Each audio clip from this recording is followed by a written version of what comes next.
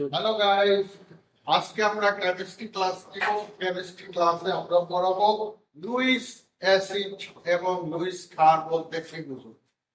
Luis acid এবং Luis ক্ষার পরীক্ষার জন্য ভেরি ইম্পর্টেন্ট একটা বিষয়।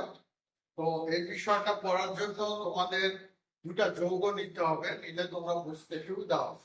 যেমন ধরো PH3 ও NH3, এই দুটো যৌগ নিলে দেখা যাবে যে আমরা লুইস অ্যাসিড ও ক্ষার ব্যাখ্যা করতে পারবো। লুইস অ্যাসিড ও লুইস ক্ষার।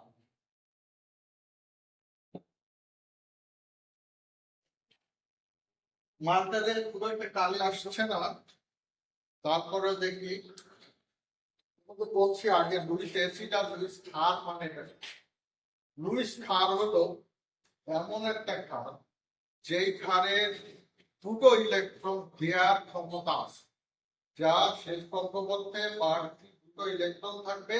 এই দুটো ইলেকট্রন সে অন্যকে দান করার ক্ষমতা থাকে। সেই যৌগগুলা হলো লুইস ক্ষার। যেমন অ্যামোনিয়া NH3, তাহলে তিনটা হাইড্রোজেন দেখো এই পাশে দিলাম, এইখানে দুটা মুক্ত জোড় ইলেকট্রন, লোন পেয়ার ইলেকট্রন আছে। এই মুক্ত জোড় ইলেকট্রন গুলো অন্যকে দিয়ে সে যৌগ গঠন করতে পারবে।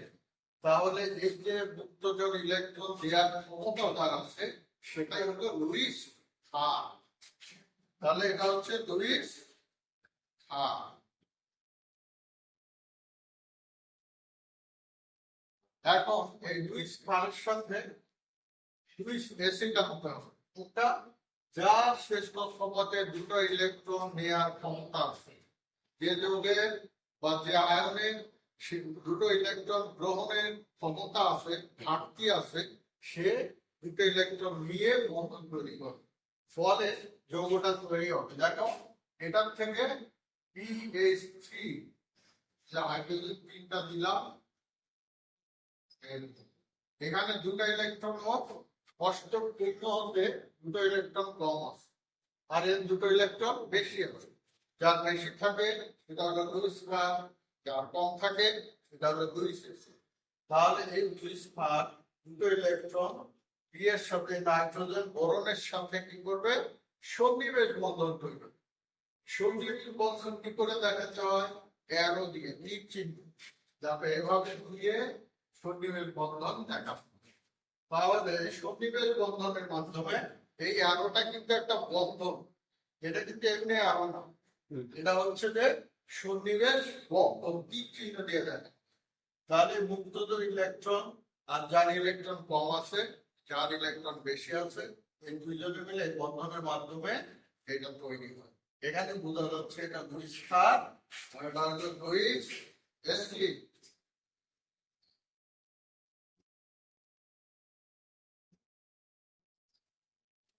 বুঝতে পেরেছো? জি স্যার। তাহলে লুইস অ্যাসিড এবং লুইস ক্ষার পরীক্ষায় বরাবরই আসে, এই জন্য এটা ভালো প্রিপারেশন থাকা উচিত।